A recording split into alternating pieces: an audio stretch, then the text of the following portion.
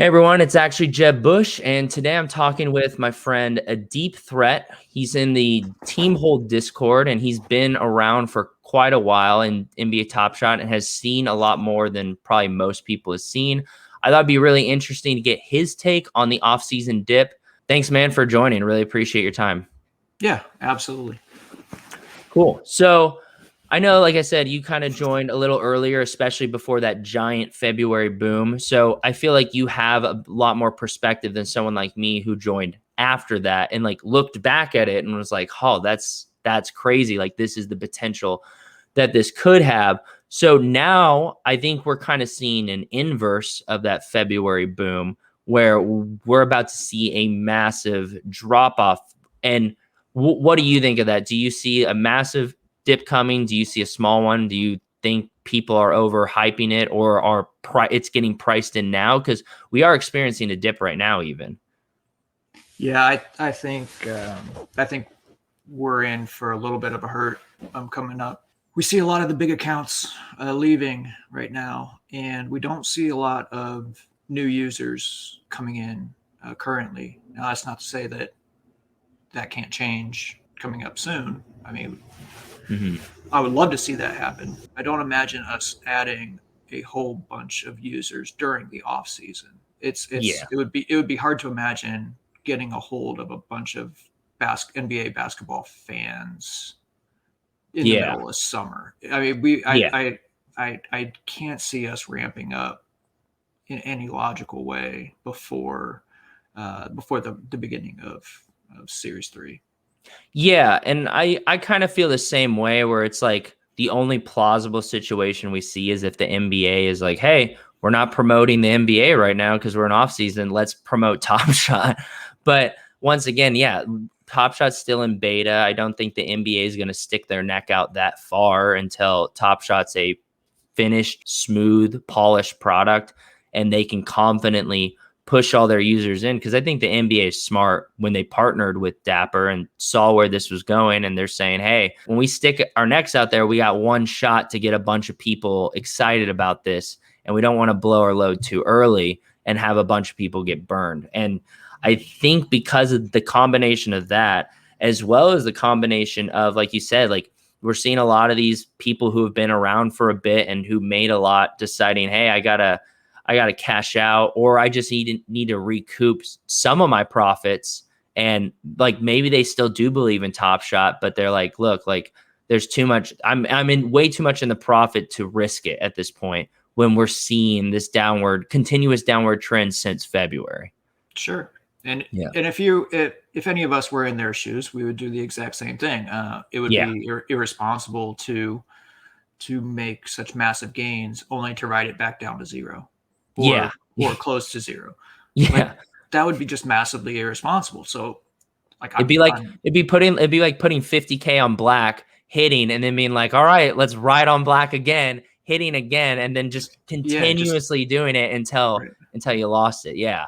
I agree. And I think, to be fair, it is interesting seeing like some of the smaller people with smaller accounts, like that would be in my range, who are kind of criticizing these like whales and saying like, oh, like you don't believe, like you're just in for a quick buck and stuff like that. But it's like they have to be smart too. That's the whole reason they're in the position they're in the first place. Like you can't expect them to just blindly keep everything when they're just watching their profits evaporate. And some of them still believe in the project. So I think that's what matters most, is like that people aren't leaving because they think Top Shot's a dumpster fire, or that it was a fad. They're just like, hey, like, look, I've got 50 of this Joe Ingles S1 Top Shot debut moment and he's dipping. Like, I need to move off some of that, like, and get a fat profit now, because it might be a while. It might be till next season, best case scenario, when this profit margin's there again.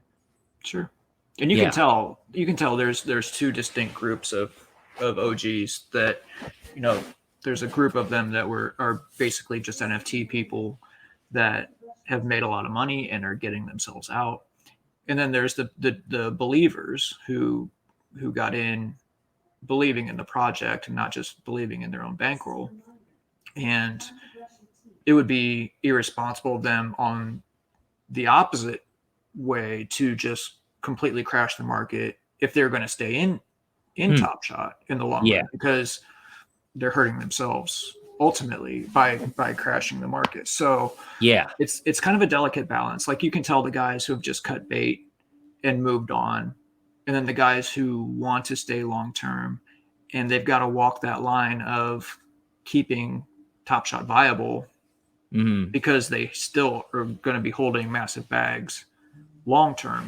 Yeah, and I So mean a good example of that even is like we saw with Bitcoin, like Elon Musk didn't even he just said like, hey, like we're not Tesla's not accepting Bitcoin as payment, and it tanked. Imagine if Tesla would have just offloaded all the Bitcoin they had, it would have gone into free fall, and all these people would have lost like their value. So like you said, it is a real delicate balance where if you have 50 S1 Top Shot debuts of John Morant, you can't list them all at once because yeah, everyone's just gonna be like, well, I see 10 listings by the same person. I think I'm gonna sit around and wait till that we find that floor, because clearly this guy has no faith in this. It's been really interesting to watch people's reaction to it. Like people once again all over the spectrum, whether they're smaller accounts like me or bigger accounts like some of the people you see on YouTube or in different discords, and just seeing their thoughts on things, how they're reacting to it, how they're either panicking or doubling down, stuff like that. It's been really fascinating because we're like the market's so young, things are so irrational that like we're really witnessing something very fresh, which is yeah, pretty cool. yeah. And I mean, I've been around long enough that I can remember when those 15K moments were $2, $3, $4, and Yeah.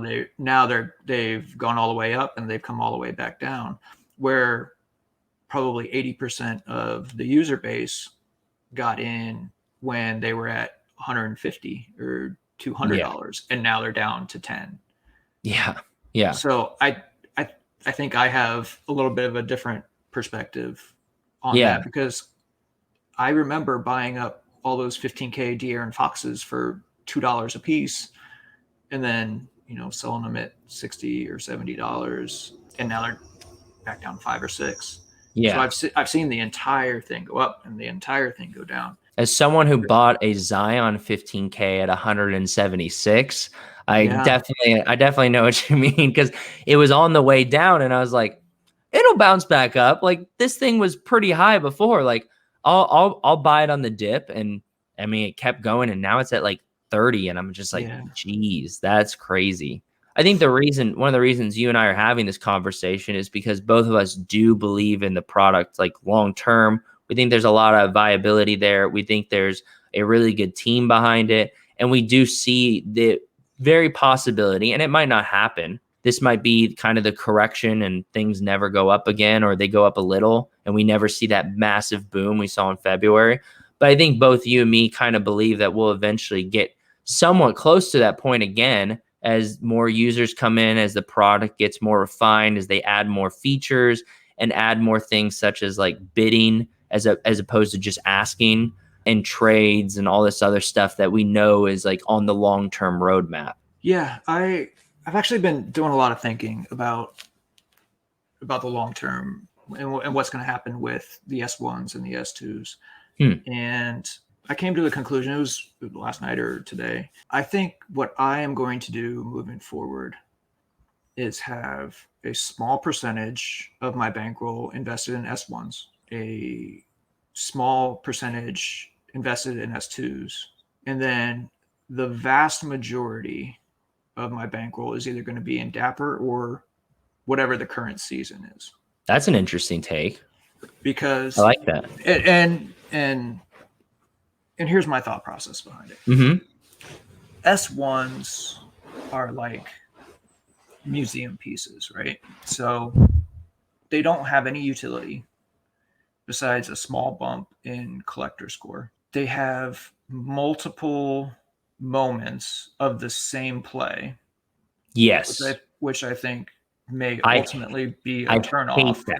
I hate that. I think that will be a value depressor. I Yeah. mean, who's going to buy a Zion S1 MGLE when you can get a base moment of the exact same play Yeah. And they both have the exact same at badges.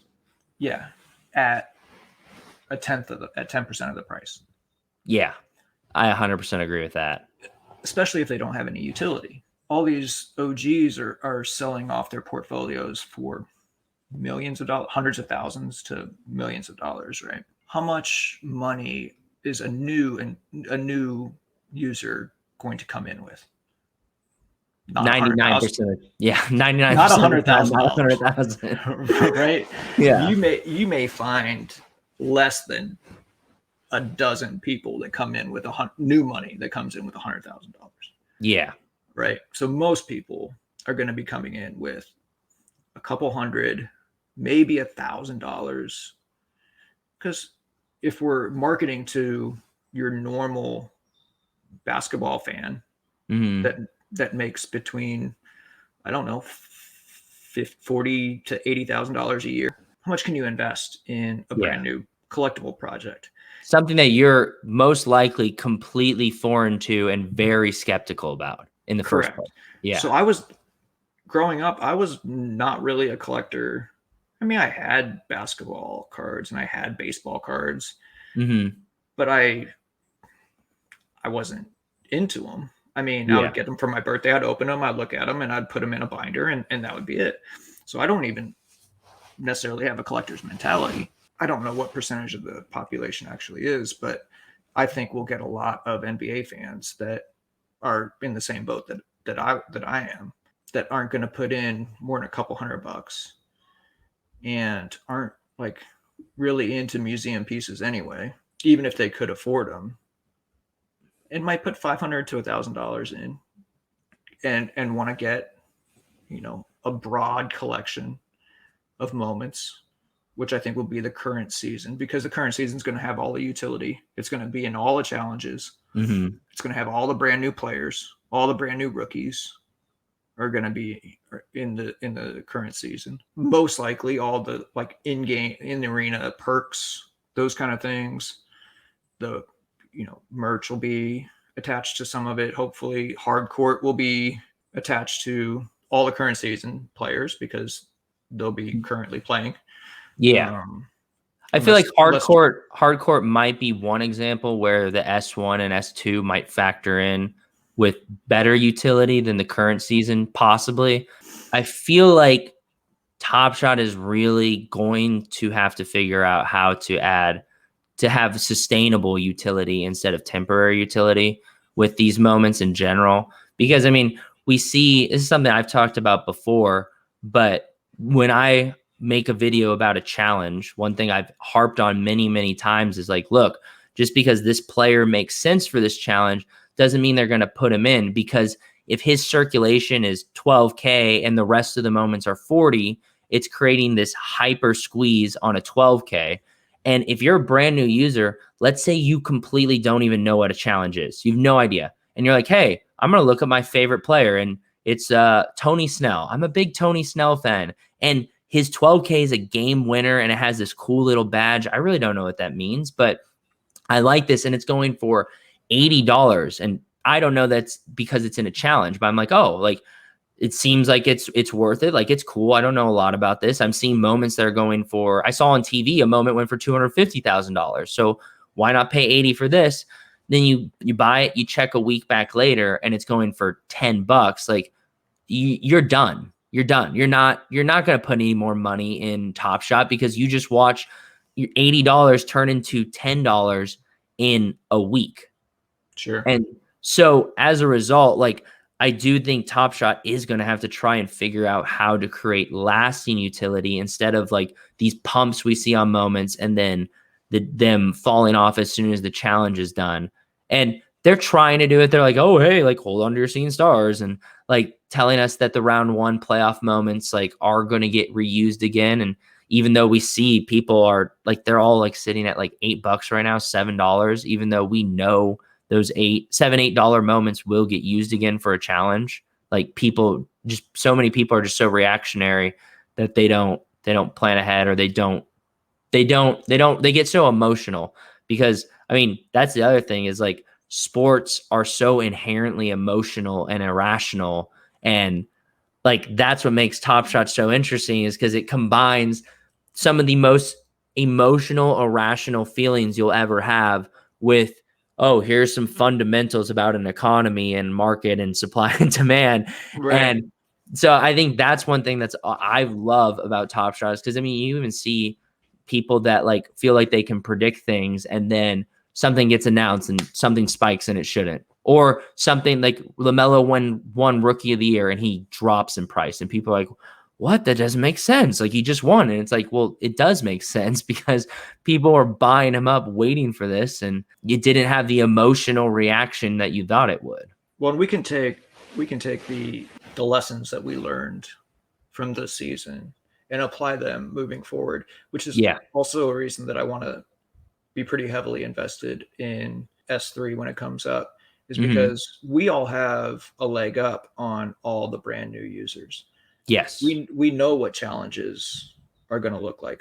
We know, I was thinking earlier about what happened with the LaMarcus Aldridge retirement announcement, Yeah. where his moments went up 120% in 15 minutes, and then Went right came back right down. back down 4 hours later. I kind of see Top Shot as a stock market that includes basketball, right?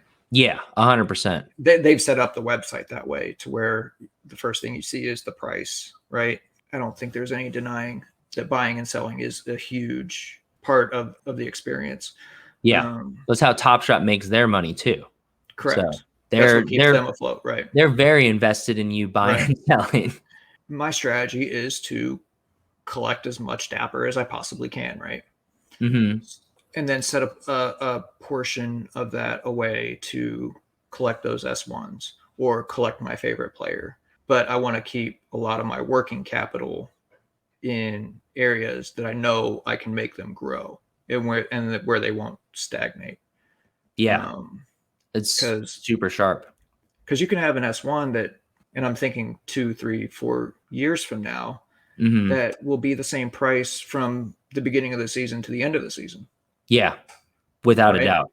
Yeah. I mean, if you've got a LeBron and he's retired for the last 2 years, what would make that go up significantly Yeah. from the beginning of the season of 2026 to the end of the season, right? Mm-hmm. So I'm looking at S1 as kind of just like a savings account almost. Like, you're going to get a small increase over time, Mm-hmm. but I don't see it being large spikes like we saw back in Yeah. February. Do you think that there are some exceptions to that rule, maybe, where like if you have like, let's say, a Ja Morant Top Shot debut who is going to be in the Sure. league for a very long time, like you could see that exponentially like grow if he becomes like one of the best players in the NBA and like wins a championship? Sure. There's going to be the one-offs, those generational players that could still be in college right now, Yeah. that we may have never even heard of yet. Yeah. That's going Like to be a Bronny. generational. Yeah, right. Or some dude named Cade Cunningham that Yeah. I just learned about last week. Those generational players, I think, will get spikes at certain points in their careers. Mm-hmm. Another thing to think about is those guys like LeBron or Chris Paul or some of the aging veterans. Some of Mm-hmm. those guys, excluding the run it back moments, are only going to have a dozen to 20 different moments, right? Yeah. For those 2 or 3 seasons that they're going to play moving forward. The rookies that we have and the young players could literally have 100 different moments Yeah. by the end of their career at the pace that we're going at now. Yeah. They're getting 6 to 8 different moments for the star players each season. And if you play 12 seasons, I mean that's 100 different moments. Now what's going to be the difference between moment number 28 and moment number 62? I'm going to, during this offseason, try to invest in those aging players or the rookies. So I'm going super old or super young. And then I think moving forward, I'm just going to pick off like whatever monster moments each player has that will stand out above any other moment of the Yeah. 100 that he's going to have over his career. Like if that Anthony Edwards dunk is the best play he makes of his career and he turns out to be a decent player, I want to have that. I want to have Yeah. that rising star moment, right?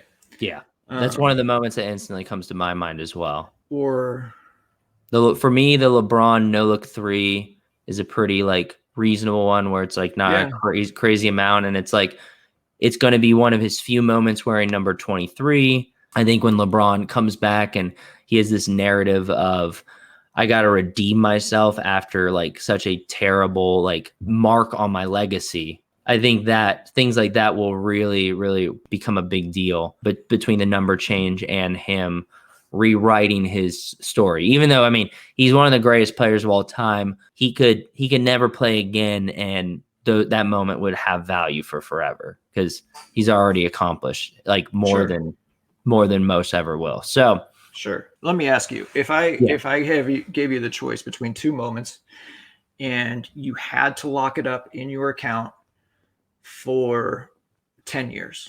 Mm-hmm. You couldn't do anything with it for the next 10 years. Which would you rather have? The LeBron no look three or the Vince Carter? Because right now the Vince Carter moment is 4 to 5 times as much as the LeBron moment. It is. It is.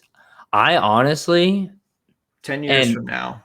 Yeah, 10 years from now, I would honestly go with the LeBron no look three, even though it's way more circulation, costs way less, doesn't have a badge, all this stuff. I mean, Vince Carter, I'm a diehard fan, but like we've even seen how this generation really doesn't even know who Vince Carter is. No matter how far we go, like you're going to know who LeBron is.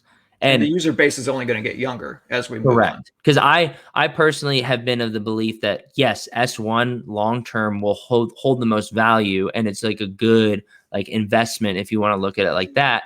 But I've said multiple times I think Series 2 is severely undervalued because everyone's so focused on Series 1. For example, the Scene Stars pack, which is the first All-Star set. How does that not hold value long term, considering some of those players are going to be considered like top 10, top 20 all time? Even Chris Paul right now, like he might change his entire standing with this if he makes a finals run and actually wins that Chris Paul All-Star moment, which probably wasn't worth like a ton before, like suddenly like that has even more meaning because it's his All-Star year of his championship run. So I do think that's kind of been my philosophy is like, oh, wait for this offseason dip and then ape into Series 2. But even listening to you talk about this, I do really, really like what you're putting on the table where you're saying like, hey, maybe get some things in Series 2 that you think hold long-term value, but like don't box yourself in so much that you're starting Series 3 like a new user almost. Right, because we have experience. And we have enough, most of us have enough Dapper and enough moments to get into Dapper that we can start Series 3 ahead of all the new users. Yeah. And we're going to know the pitfalls and we're going to know the opportunities that arise ahead of most of the user base if we're going to have some exponential growth in the user base and we're not just trading moments back and forth with the same people like we have been. Yeah, no, that's a really, really, really good point. And honestly, just this conversation is changing my whole outlook in that sense. Because you still think there's going to be a pretty significant off-season dip, right? I think we're all kind of on the same page there. Yeah. I would not be surprised if a lot of those S1 debuts still have a long ways to go. I can see a world where Zion and Ja Morant and Luka all fall below 1,000. Yeah, I definitely could see that too. And even one moment I've kind of been tracking very, very recently was the round 1 Trae Young playoff reward where like he has the layup and he shushes the crowd and people are super hyped about that. And I mean, when it dropped, it was around 190. It like got up to maybe 210-ish. And right now, as of today, which is June 29th, it's at like 120. And I think that thing, I think that thing could hit 70 or like 50 to 70, like pretty easily. Which one of the reasons I'm watching it is because I mean, if he comes back next season and he is as much of a villain and he's putting up numbers, and when he goes to MSG, he's like egging on the crowd and puts up a historic game or two, that moment will hold significant value. I don't think it holds a lot of value right now, and I think that's why we're seeing the dip now that people are kind of coming down on the Hawks and realizing like, oh wow, they're really exciting, have a lot of potential, but like they are not like a championship caliber team. Which I mean, they've pulled 2 huge upsets, so nothing but respect to them and Trae Young. But those rose-colored glasses are kind of coming off, and people are like, oh, he's not like this unstoppable force. Like he's just really good, and a lot of people completely slept on him and were thought like he was very underrated. You can compare that to Jamal Murray's run from last year. Yeah, that's in a the great playoffs, point. where he had a monster playoff. And if we were in Top Shot last year, the same thing would be happening, where his moments would drop and they'd be $200. And now look where his moments are, because he didn't back up his monster playoff performance with a monster regular season. Yeah. So Trae. Well, the best example of that is Tyler Hero. Oh yeah, for sure. Yeah, man went to the finals. Everyone was like, "Oh my gosh, this is a solid number 2. He's so young; he could be a number 1 very easily." And then he's just nowhere to be seen this season. And his moments, I mean, Top Shot was kind of heralding him as like the face of Top Shot, and now they kind of don't talk about him at all. And I mean, I hope he comes back. I like Tyler Hero, and I hope he has a recovery and kind of gets his head in the right place and just starts grinding again. It shows you, it kind of goes back to our conversation about the whole LeBron, like, and how you're saying like older players are the way to go. And if not, you want to buy younger players like before the hype is there whatsoever. If you're going to take a gamble, like you still want to hedge your bet as much as you can. Yeah, and you don't have to hit on every single rookie. Yeah. Like you can be more scattershot with those guys, and you only have to hit 1 or 2 of them. Yeah, I mean, make it big for it to pay off, right? Yeah, I mean, you know me, I'm very, very heavy on Cole Anthony. I think he's super, super underpriced and super undervalued. Clearly, because he didn't even make any of the NBA like all rookie teams.